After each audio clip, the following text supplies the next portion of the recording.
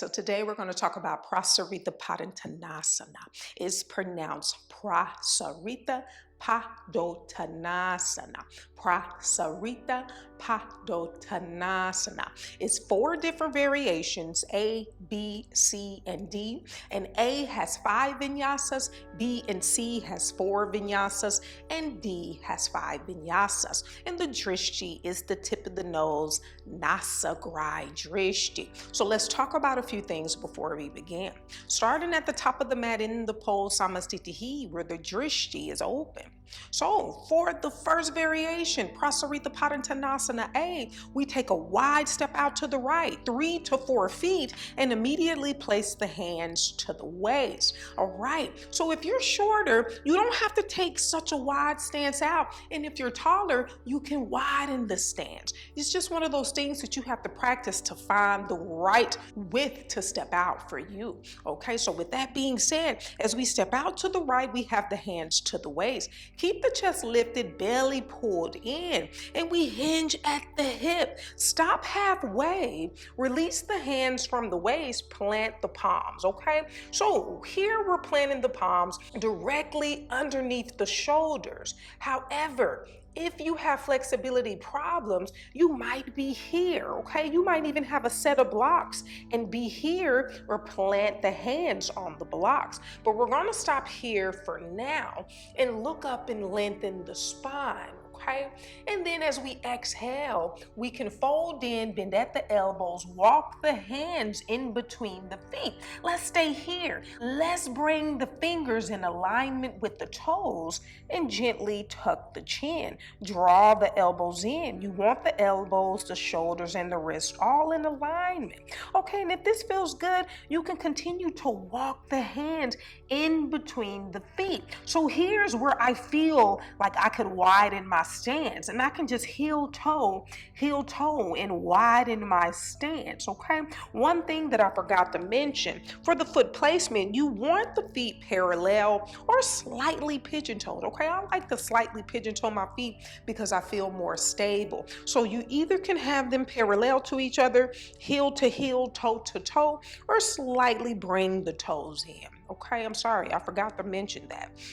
And as we lower down and sink through the hip joints, I want you to release the spine. Allow the head to hang here, okay? And here, if you're an advanced practitioner, you can continue to walk the hands in between the feet, and then we can place the crown of the head on the mat here. Keep fighting to draw the elbows towards the center line, okay? Now, let me turn to the side so you can see some common mistakes that I see students do. So, it's a bit slippery, so I'm going to just bring my feet to the edge of the mat. So from here, a lot of students, when they hinge from the hip, they start to round the spine and tuck the tailbone, and we're here, okay? We don't want to be here. We want the back flat, bringing the hips into an anterior tilt as we lower down to bring the palms and the crown of the head on the mat. So try not to round the spine, try not to tuck the tailbone, and if we're here and we can't reach, get some blocks, place the blocks, and put the fingertips on the blocks. And always remember that the fold doesn't come from the waist, it comes from the hip joints, okay? So always remember to fold deep into the hip joints, allow the body to come in between the legs, and then pull the belly in, and you can gently round the spine, tuck the chin, and shift the weight to the front of the feet, okay? So that's the variation for A. Now B variation, when we lower down, we have the hands on the waist. So we would extend the arms, place the hands on the waist, inhale and breathe, lift the chest, and we can gently draw the shoulders down the back, draw the elbows together, and then we can hinge at the hips and lower down. Now here, we don't have the support of the hands on the mat, so we are left here to shift the weight to the front and the back of the foot. And I want you to play around with the balance, but not so much that you topple over. So I'm gonna turn to the side just to show you what that looks like. So here, hands are to the waist, And then I'm gonna lower down. Remember, my legs could be a little bit wider, but I will slide because of the wood floor, so I have my feet on the edge of the mat.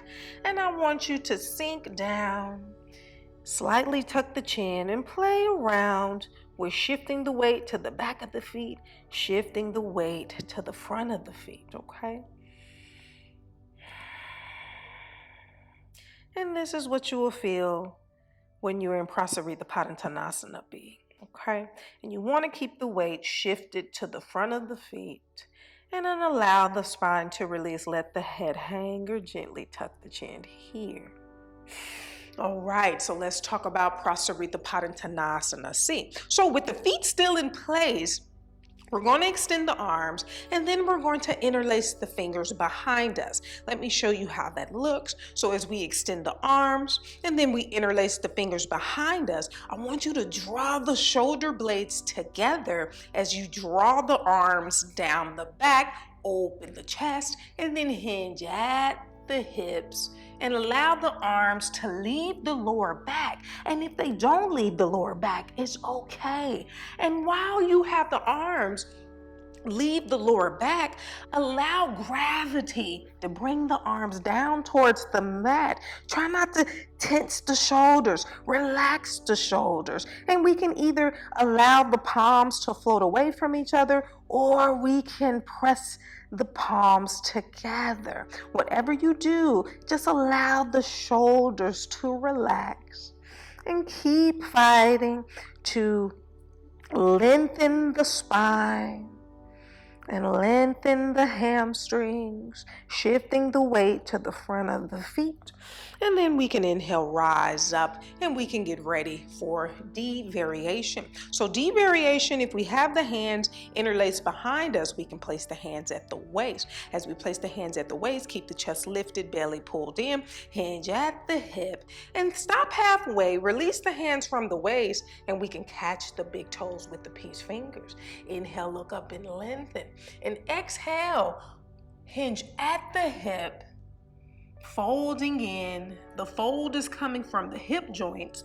Do not pull up on the big toes to allow the crown of the head to sink down towards the mat. Allow the gravity to pull you down. Allow the hamstrings to open. Shift the weight to the front of the feet. Pull the belly in. You can even round the spine slightly to get the crown of the head down on the mat. And you want the elbows and wrist in alignment. You want to draw the elbows towards the legs. Don't have the elbows splayed out away from you. Draw the elbows towards the body. And then breathe here.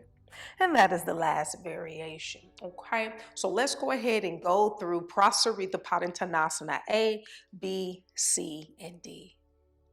Coming to the top of the mat in the pose, Samasthiti, where the Drishti is open. Prasarita Padottanasana. Ekam Inhale, take a wide step out to the right, hands to the waist. Dve Exhale, hinge at the hips and fold in. And here you can heel toe if you need to widen the stance. Release the arms, plant the palms on the mat. Inhale, look up and lengthen the spine. Trini-Exhale, fold in, walking the hands in between the feet. Tuck the chin here for a 1. And we can shift the weight to the front of the feet 2. Engage the thighs here by gently lifting up on those kneecaps. 3, 4, and 5. Catvari Inhale. Look up and lengthen, planting the palms, straightening the arms. Exhale here. Now, place the hands at the waist and Panca Inhale. Slowly rise back to center. Exhale here. B. Ekam Inhale, extend the arms. Dve Exhale, hands to the waist. Inhale, draw the elbows together, open the chest. Trini-Exhale, slowly fold in. And shift the weight to the front of the feet for 1. 2, allow the spine to release and allow the crown of the head to draw down towards the mat. 4 and 5. Catvari inhale, slowly rise back to center. And exhale here. See, Ekam inhale, extend those arms. Dve exhale, interlace the fingers behind you. Inhale, take a breath, open the chest. Trini-Exhale, slowly fold in. Allow the arms to leave the lower back for 1, 2, relax the shoulders, allow them to draw down towards the mat. 3, keep shifting the weight to the front of the feet. 4 and 5. Catvari inhale, slowly rise back to center. Exhale here, D. Ekam inhale, release the fingers, hands to the waist. Dve exhale, hinge at the hip, stop halfway, release the waist, catch the big toes with the peace fingers. Inhale, look up and lengthen the spine, straighten the arms. Trini-Exhale, slowly fold in. 4, 1, 2, align the wrists with the elbows. 3, and draw the elbows towards the legs. 4, shifting the weight to the front of the feet. And 5, Catvari inhale, look up and lengthen the spine. Exhale here. Now release the toes. Bring the hands to the waist. Pressing through the heel. Panca Inhale. Slowly rise back to center. Now pivot that left foot towards the top of the mat and step the right to meet the left. Sa-ree-tah. Beautiful. All right, so that was Prasarita Padottanasana. That probably was a little bit all over the place. I probably missed a few points, but I'm going to add them at the end of this video. I hope you all are enjoying this journey with me. Have you gotten Kino's book? Get her book. We're going through it together. I'll see you all for Pah-doh-tah-NAHS-anna.